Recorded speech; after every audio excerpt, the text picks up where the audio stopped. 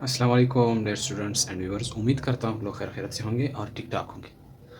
Students, आज once again मैं आप लोगों के सामने एक न्यू टॉपिक के साथ हाजिर हुआ हूँ, जिसमें हम पढ़ेंगे फेडरल बोर्ड के 9th केमिस्ट्री के चैप्टर नंबर 3 एटॉमिक स्ट्रक्चर के हेसनबर्ग अनसर्टेनिटी प्रिंसिपल और ऑर्बिटल्स। ये दो टॉपिक आज के हमारे इस मौजू का टारगेट होगा। तो सबसे पहले जिस तरह हम लोगों ने पढ़ा Bohr atomic model. Bohr atomic model जो है ये हमें एटम का 2 डायमेंशनल स्ट्रक्चर एक्सप्लेन करके दे रहा था कि एटम जो है आपके पास 2 डायमेंशनली वो मौजूद है। लेकिन जो मॉडर्न साइंस है वो जो हमें वो स्ट्रक्चर ऑफ एटम दे रहा है वो एक्चुअली आपके पास है 3 डायमेंशनल स्ट्रक्चर एटम का। तो ये वो बोहर का एटॉमिक मॉडल है जिसमें बोहर कह रहा था कि एटम का जो सेंटर होता है ये न्यूक्लियस होता है। जो सेंटर होता है इसको हम न्यूक्लियस कहते हैं, और इलेक्ट्रॉन्स जो है ये वो सर्कुलर पाथ्स है जो कि न्यूक्लियस के अराउंड है। और इसको आप कंसीडर कर दो, फॉर एग्जांपल इधर इलेक्ट्रॉन्स हैं जो कि घूम रहे हैं, रोटेट कर रहे हैं। मतलब ये है कि बोहर ने हमें एक पार्टिकुलर पाथ्स दिए थे जहाँ पर इलेक्ट्रॉन घूमते थे। अब मॉडर्न साइंस कह रहा है, या जो क्वांटम मैकेनिक्स है, कि इलेक्ट्रॉन की जो लोकेशन है वो मालूम नहीं है, और इलेक्ट्रॉन जो है वो as a wave particle behave करता है। तो वेव का तो आपको पता है वो वेव है, वो कहीं पर भी जा सकता है। और हमें वो मॉडर्न साइंस जो है वो 3 डायमेंशनल स्ट्रक्चर दे रहा है एटम का। तो 3 डायमेंशनल स्ट्रक्चर में जो इलेक्ट्रॉन है अगर वो एटम के अंदर कहीं पर भी जा सकता है, फॉर एग्जांपल एक और मॉडल मैंने बनाया है, ये 3 डायमेंशनल स्ट्रक्चर है किस चीज़ का, एटम का। तो फॉर एग्जांपल अगर हम इस एटम को कंसीडर करते हैं कि ये हमारे पास वो 3 डायमेंशनल स्ट्रक्चर है, ये इसका सेंटर जो है इसका न्यूक्लियस है।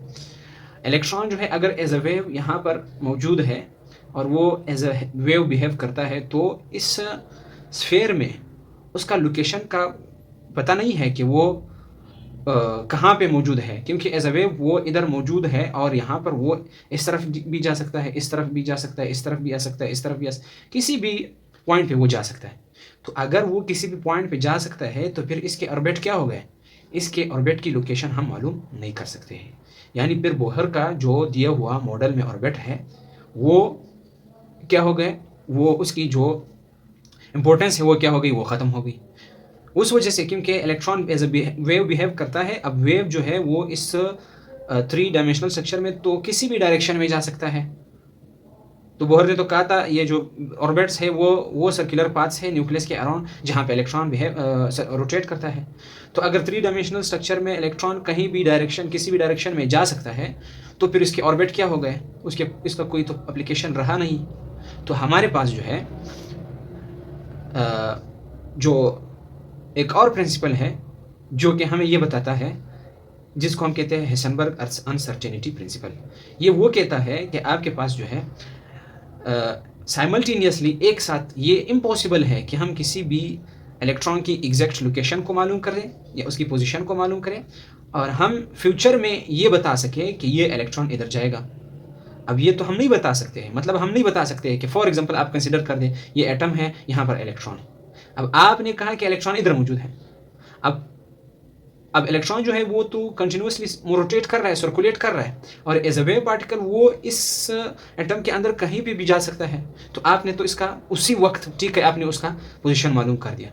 लेकिन इस एटम के अंदर वो एज अ वेव पार्टिकल कहीं पर भी जा सकता है, किसी भी साइड पर जा सकता है।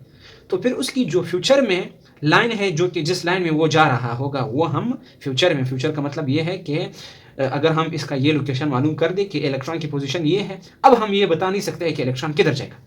पॉसिबिलिटी ये है कि इलेक्ट्रॉन इधर जाए, इधर जाए, इधर जाए, इधर जाए, इधर जाए, इधर जाए, किसी भी साइड पर वो इलेक्ट्रॉन जा सकता है। तो हम ये नहीं बता सकते हैं कि इलेक्ट्रॉन अब कौन सी साइड पर जा सकते हैं।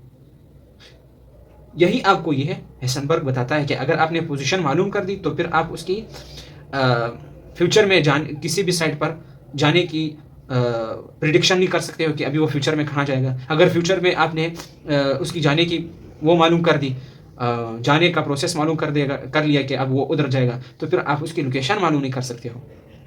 तो फिर अब ऑर्बिटल्स क्या है, फिर वो सजेस्ट करता है कि स्फीयर के अंदर जो है आपके पास वो रीजन्स, स्फीयर के अंदर जो इलेक्ट्रॉन 95% क्या करता है वहां पर मौजूद रहता है, उसका नाम उसने रखा क्या, ऑर्बिटल्स।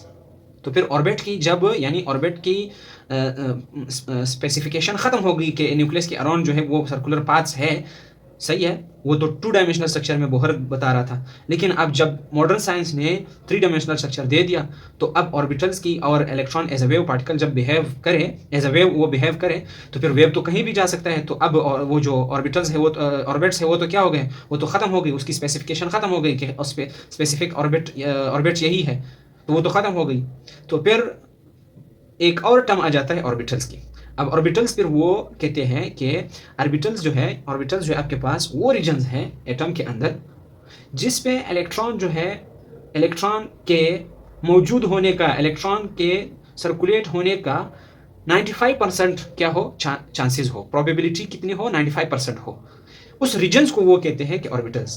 कि ए स्फीयर है, स्फीयर में वो रीजन्स यानी वो एटम, ये एक एटम है, इस एटम के अंदर वो रीजन्स जिसमें इलेक्ट्रॉन के प्रोबेबिलिटी कितनी है, 95%, उसी रीजन्स को वो कंसिडर करता है ऑर्बिटल्स।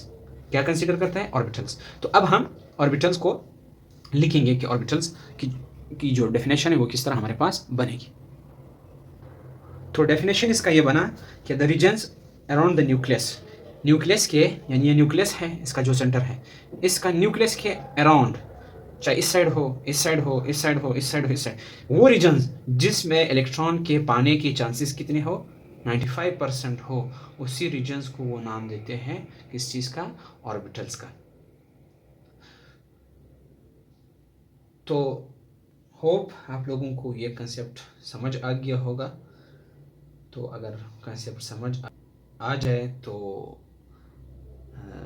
वीडियो को लाइक करें, चैनल को सब्सक्राइब करें और अपने दोस्तों के साथ ज़रूर शेयर किया करें। Thank you.